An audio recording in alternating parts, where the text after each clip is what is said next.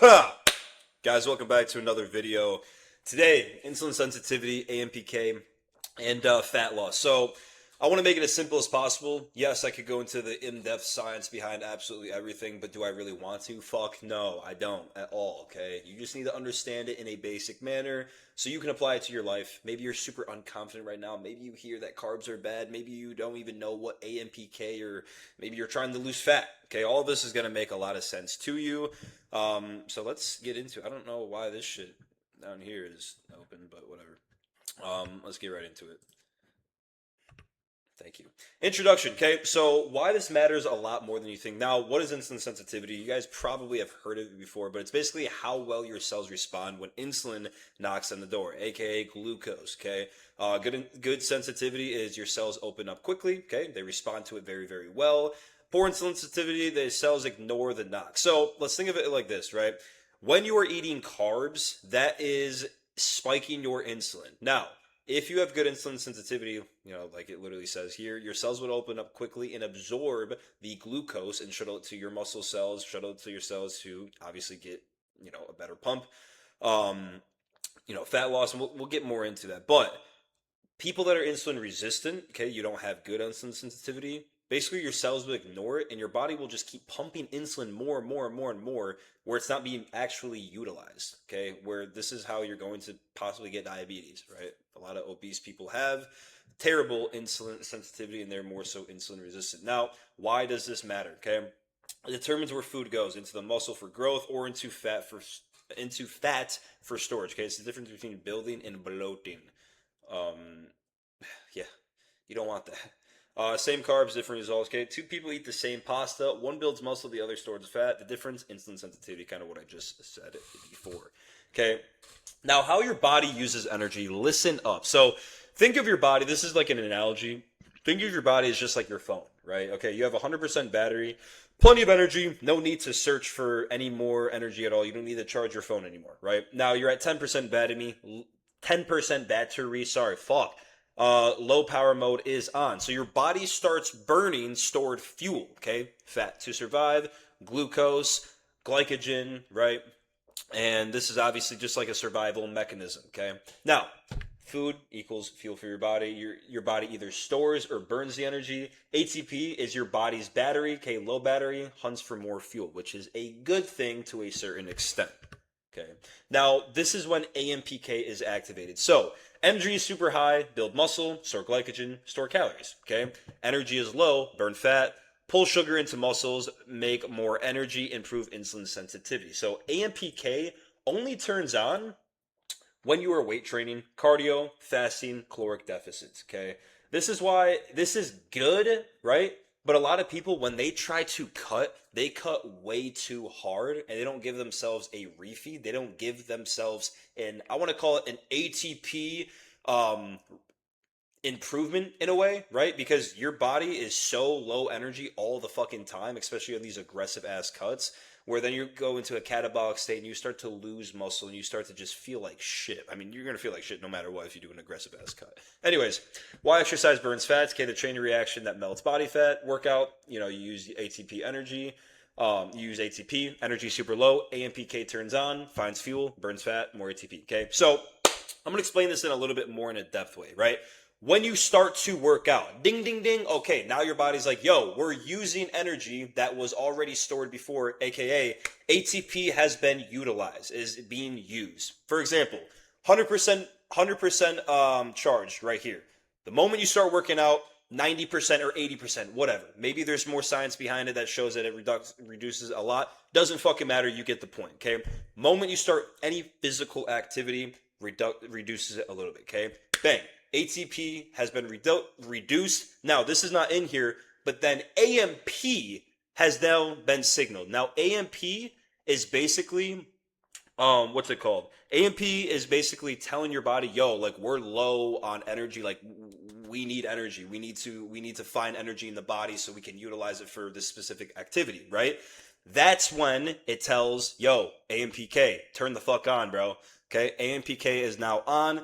It finds fuel. It doesn't just find fuel from fat, finds it from glucose, so it shuttles glucose into the muscles a lot better. Okay, But again, it burns fat and then more ATP. So it's like, again, every workout triggers the exact chain reaction. The more you train, the better it works. It's building a better, what's it called? It's building a better energy every single time you do this with proper nutrition, obviously training as well. Think it's like the same mechanism as when you break down your muscle and build muscle, okay? Same thing with like training stimulus, right? You break down the bicep, okay? Because you're stimulating it by doing a bicep curl, right? After that workout, your body is basically trying to recover to basically build back the muscle that you just broke down. Obviously, if you have shitty recovery, it's not going to be as effective, but no matter what, your body's still going to do that, okay?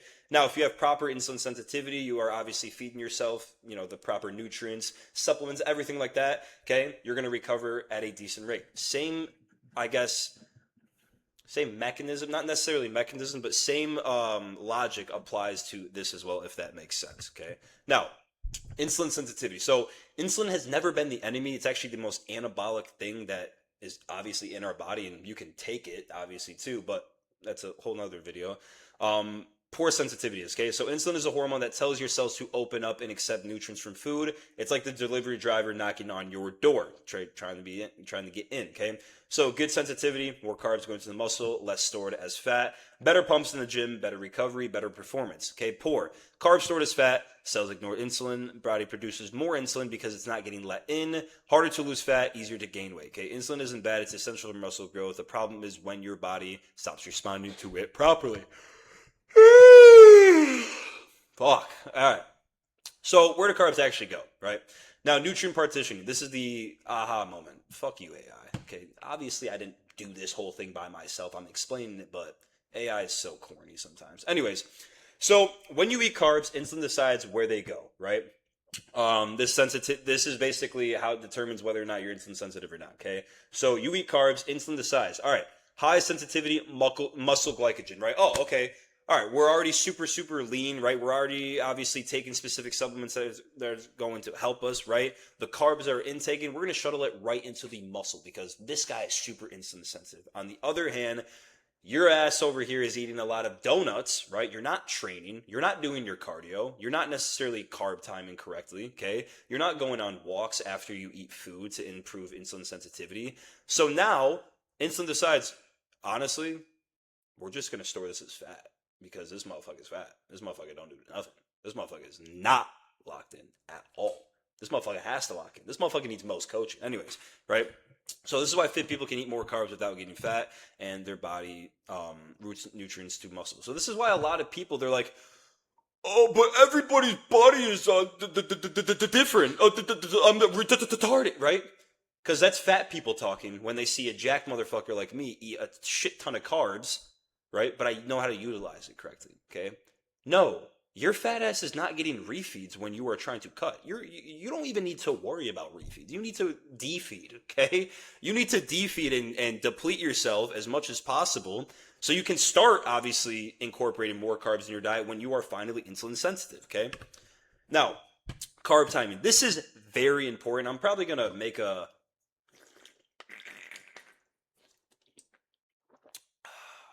few more points on this as well. Now, before your workout, okay, fuel performance gives your muscles energy to train hard. Yes, okay, best time to eat carbs. Your fuel's glycogen, least likely to become fat. Right after, post-workout. Well, sedentary, okay, muscles aren't asking for fuel. Carbs most likely to be stored as fat. So, if I were to have a fucking bowl of cereal or just a shit ton of rice, right? Like a high-ass carb meal right before I go to bed when I'm about to lay the fuck down, it's not necessarily the most beneficial unless you're going to train and utilize that stored liver glycogen in the morning, okay? Because if you do this, right, say, that's why on rest days, right, I have a lot of clients on their rest day have like more so of like a higher protein and fat meal maybe towards the end of the day or just throughout the whole entire day, like just less carbs, right? No matter what, they're going to utilize it because they are training. But if you are somebody that's like not training and you're just eating super high carbs and you watch this video and that's what you got out of it, like, oh, well, Mo said just if you eat high carbs and it's gonna shuttle right into your muscle. No, bro, you gotta train. You gotta utilize it. Okay, so before your workout, you can have like rice cakes, honey, banana, cream of rice. You can even have rice itself, maybe some cereal, right? If you're really, really fucking lean and you can get away with it. Now, after your workout as well, you want fast acting carbs to obviously refill your glycogen storages, but you can have a little bit more of complex carbs that take a little bit longer to digest. Obviously, you can have maybe, actual rice, okay, like I said, maybe some oats, maybe you do like a post workout shake, okay. Now, while sedentary, okay, again, your muscles are not necessarily asking for fuel, but like I said, if you know that you are going to train in the morning, I would have a high ass carb meal the night before. And then the morning of training, I wouldn't necessarily have a super high volume or super, super, super high carb meal. I would maybe have like 20 to 30 carbs max, do like a nice banana, maybe some honey on that bit, right? And then do some a small amount of rice cakes.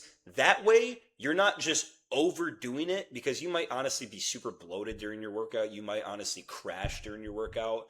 You might have to take a shit during your workout. Brother, do you know how many times I have had to leave the gym? Because I will never shit in a gym, by the way. I don't care if I'm having the best workout of my life and then randomly I gotta shit. I'm going home. I don't care.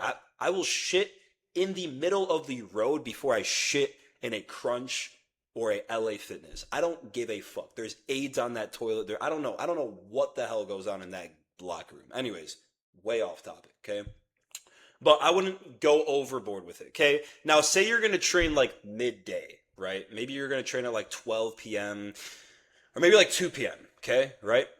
Obviously, your body, no matter what, is going to store glycogen from the day before, especially if you're on a bulk or even on your like a moderate carb day, right?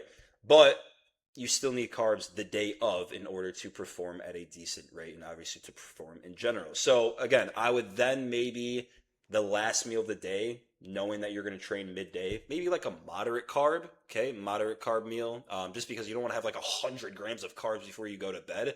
If you're going to bed and you're only getting 6 hours of sleep, right? Say you're somebody that like works a really stressful job. Sure, you can have 100 carbs before you go to bed because the moment you wake up, you're literally about to utilize it. You could train fasted if you wanted to. But if you're somebody that's like, yo, I'm about to train at like 2 o'clock or like 12 o'clock, 12 to 3, that range, right? That's kind of midday, I want to say. Then it's like, all right, maybe don't have too many carbs right before you go to bed. But the moment you wake up, right, maybe have more so of like a decent carb meal, right, leading up to midday. You don't want to spike your insulin too much because then you'll feel kind of foggy, but there's ways to get around that. Berberine, walking, we'll get into that, right? Then you have like a little bit of a carb meal in the morning with some fats. That's what I do. Okay. Every single morning, I'll have like a big ass meal after fasted cardio of like pancakes. Um, and this is like 3 hours before I train, 3 to 4 hours before I train. Pancakes, sometimes two. Okay. Pancakes, eggs, maybe some cereal as well. And then I honestly don't even eat like a pre-workout meal because I just had that one meal and I'm about to go train in the next 2 to 3 hours. I just utilize the food that I just got from there, and I go into the gym, and then maybe I'll have like some glycerol, which is like liquid carbs, just to, like make sure that my workout and my pump is solid because I've already kind of digested most of those carbs from prior. Obviously not fully, but they're still going to get utilized, and I have a really good pump. Okay, so again, I would recommend if you're still like kind of confused on this, you're like, well, like, oh, what's the most optimal way? I would either just do your own research, which I think is definitely the first thing you should do, or just hire a coach, especially if you're trying to enhance yourself and really understand this process a lot better. Okay, now, a lot of talking, a lot of yapping. Let's get to the next one. Okay, so AMPK versus muscle growth. Two systems, both important, but they take turns. Okay, so AMPK burns fuel, right? Breaks them down. Fat loss mode, active during cardio and fasting. Now, MTOR builds muscle, puts things together. Growth mode, active during lifting and eating. Okay. Oh, sorry. Okay. So do not take strong AMPK activators like berberine right before lifting. You want MTOR active during training to maximize muscle building signals. Okay. You don't want to burn the fuel that you're eating right before you fucking work out. Okay. Because it's going to build muscle and put things together in growth mode. Okay.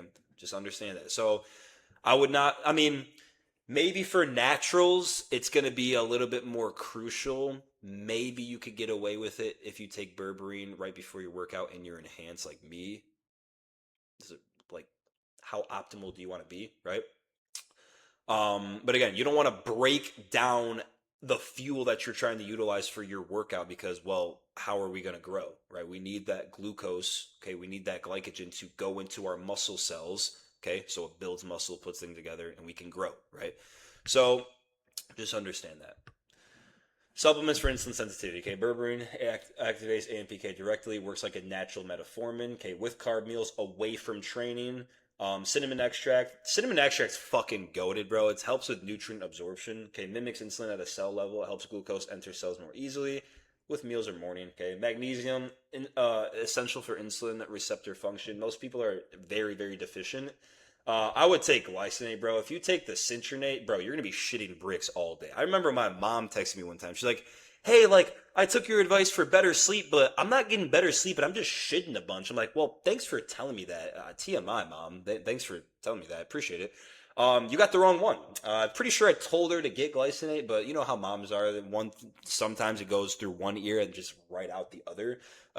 Totally fine. Love you, mom, to death, but clearly didn't hear me. Okay. I had a girl ask me too. I'm like, yeah, take glycinate, and she's like, yo, I got citronate and I'm shitting. I'm like, why are you like? First off, I get it. Just tell me you're having gastric problems, not that you're shitting.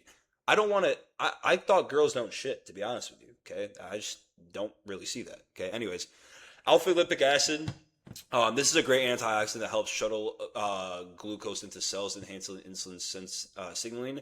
With carb heavy meals, now you can take this before you work out. It does do something called improving GLUT4 translocational, aka shuttling glucose into the cells, but on a low dosage because then it can get to a point where it could possibly not necessarily activate AMPK, but more so start to like burn the fuel that you're eating before your workout, and then it's not going to get utilized. Okay, and then mTOR is not going to be actually activated in a way that's 100% optimal and efficient. Okay, if that makes sense. Chromium, I take this every single morning with meals as well. Trace mineral that helps insulin work more efficiently, reducing cravings. Dude, this has definitely helped a fuck ton, bro. Taken in the morning with my first meal, bro. It's what time is it right now? I don't know. 4:46, right? Bro, I'm on Retta as well, okay? And, we'll get into that as well. It will help a little bit. But I've only eaten, I want to say, like 1,000 calories today. Okay, I'm a grown ass man. Like, I'm a big boy. Okay, I'm like 205, 6 foot, 6'1" with the Air Maxes I have. Maybe like 6'3" with the Air Maxes I have. But, like, usually, like on my preps and my cuts, bro, I like if I had 1,000 calories only by 4 o'clock, I would be just drooling and dying right now. I'd be like, well, obviously increasing cardio as well, but still, I feel fine. I'm like, well, I'm not really, the cravings are fine. Like I'm about to have a meal right after this. Will probably bring me up to like 1,500 calories, and then in the next 2 hours another meal, and then right before I go to bed because I train midday, probably like a moderate carb meal, right? And I'll be at like my 3,000 calories, but it's not like bro, I'm starving. Holy fuck, I'm starving. Like it definitely reduces cravings. And I was literally just at my downstairs as well, where I was getting a Diet Coke in my apartment complex, and there was some like Oreos looking at me. I'm like, dude, I want some Oreos. And then I kind of just was like, bro, you're a fucking chud if you get some Oreos. So I don't think it's a cronium. I think I'm just disciplined. But anyways, fish oil, great inflammation reducer as well that causes insulin resistance. Okay, improves cell membrane health. Okay, yeah, I would definitely take this with any meal that contains a decent amount of fats. The beef meal, avocado meal if you're having avocado. Anyways, you know what I'm talking about. Okay. Um. Oh, next slide. Okay.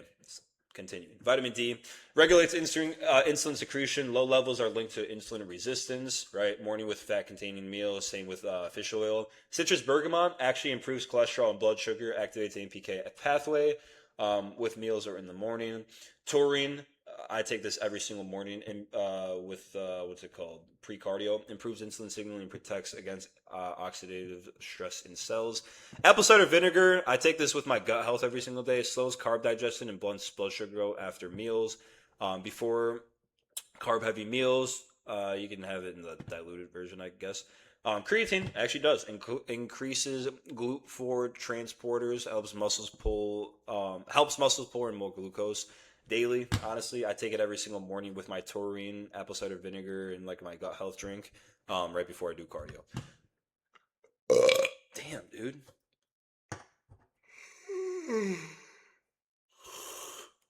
Moving on. Now, peptides and some compounds. This is where you fucking cheaters. No, I'm just kidding. This is where you really want to hear, okay? Motzi, bro. I used to be not necessarily a huge, dude, what the fuck? Huge hater on Motzi, but I was like, is it really that worth it? I was taking too low of a dosage because for some peps, I have to take more to really get the full effect. But it's a signal clean molecule that's already in our body. Okay, it's basically what we already produce is mitochondria deprived peptide. So it's basically the cell's power plant, like it says here. So it directly activates AMPK, improves how your body handles sugar, and boosts insulin sensitivity. The key benefit: natural AMPK activator from within your own cells. Very solid to take right before cardio. Just because AMPK, no matter what, is going to be activated while you're doing cardio. So to get it a I wouldn't call this a unnatural way to activate AMPK, but still, it's going to help and it boosts energy a fuck ton. Bro, I feel so good when I take my Motzi, and my mitochondria is dialed as well. Now, 5-amino 1MQ, I used to like this a lot until I realized that because I was taking Motzi and 5-amino 1MQ at the same time, and I thought it was like, bro, 5-amino is doing all the work until I took both of them separately at different times, and I realized that 5-amino 1MQ isn't really doing too much. Now, it's not a peptide, it's a coenzyme. Now, it basically blocks an enzyme called NNMT. So, a lot of obese people have very, very high levels of NNMT, which basically it kind of just makes it harder for fat cells. Well, it just basically means that you're storing a lot of fat. Okay, so which makes fat cells less efficient at storing fat. Lower amounts of NNMT helps with fat cells to what's it called? Not store fat, if that makes sense. May boost overall metabolism. Okay, it might, right? Again, it's not a crazy studied peptide as of right now. They're still in clinical trials, but which fucking everything is, to be honest with you. But I personally didn't see any benefit. Now, maybe the reason why I didn't see personal benefit was because I was already fairly lean, and it's like, how much leaner are you gonna really notice besides going in like a caloric deficit, right? Now, if you're somebody that's like a lot fatter, okay, maybe you're obese, I would recommend this with a GLP, to be honest, and you'll actually see the weight come off, okay? Again, key benefit makes fat cells worse at their job, okay, which is a good thing, which is storing fat. Now, continue. Now, growth hormone's a little tricky, okay? Increases fat burning significantly, increasing liposis. Okay, however, it can reduce insulin sensitivity while you're losing it. It's like a trade-off. So it can obviously help with fat loss. This is why it's on here. It's not a crazy fat loss burner. Obviously, if you're taking it at like significant amounts, it can help. But I mean, bro, growth hormone is more for just like recovery purposes, sleep purposes, increased bone density. You're still gonna get a fuck ton of bloat if you take a lot.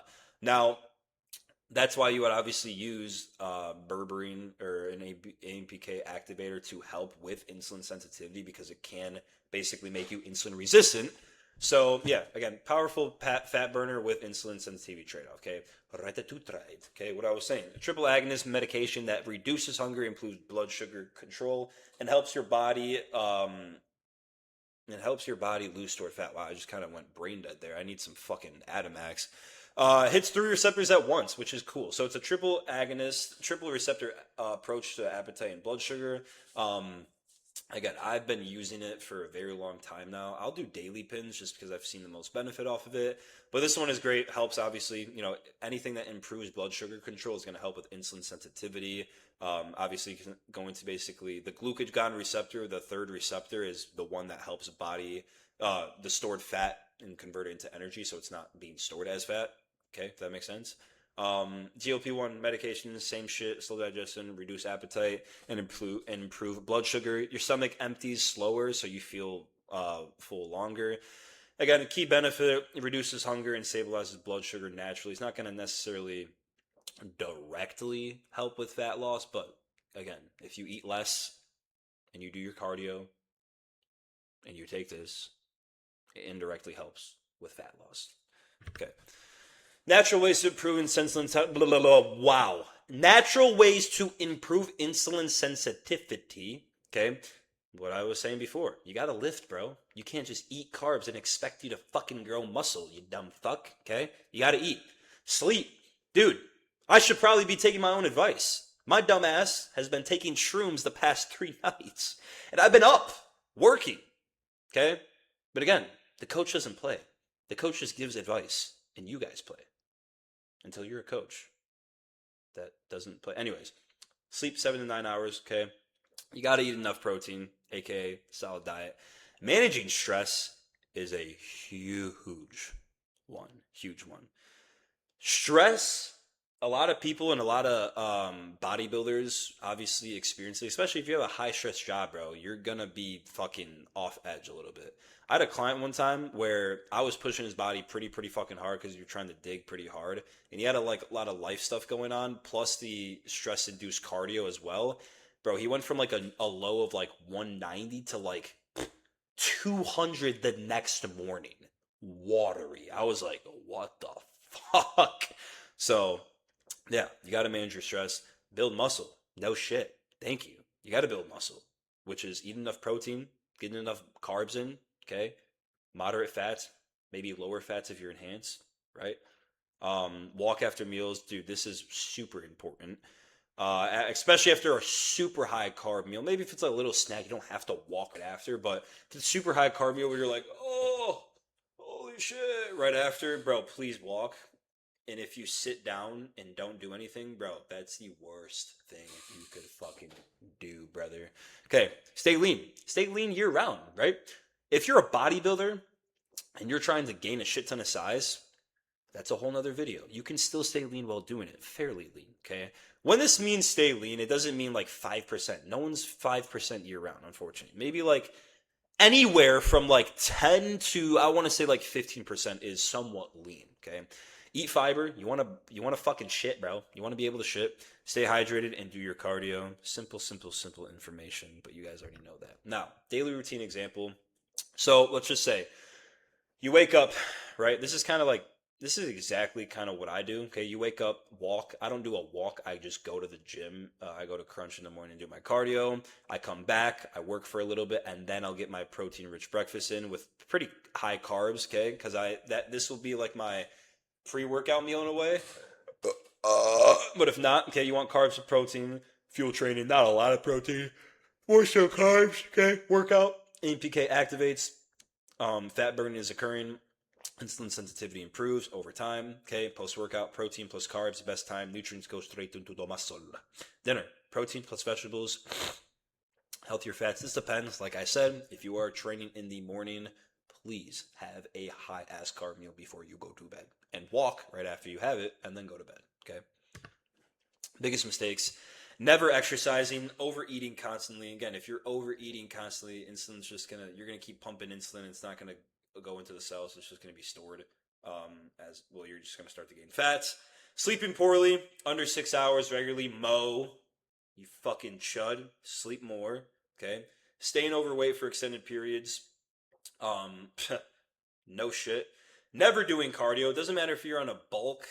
Okay, you need to do your cardio. I'm on a bulk right now, somewhat of a bulk, and I'm doing my 30 minutes of cardio every day. Okay, eating huge carb meals while inactive, like I just said. Please walk after. Taking AMPK activators immediately before lifting, not smart at all, and I already got into that. So again, guys, the goal isn't to avoid carbs. It's to become someone who uses carbs very, very well. Okay? AI did this shit. I didn't do this shit at the end. This corny ass monologue. Okay? AI is great and it programs everything for me. but I'm the teacher, motherfucker. Stay dialed. Is there another slide? There's not. Stay dialed. DM me on Instagram if you don't want to be a fat fucking chud anymore. And I'll see you in the next one. Win the day, pussies. Stay dialed.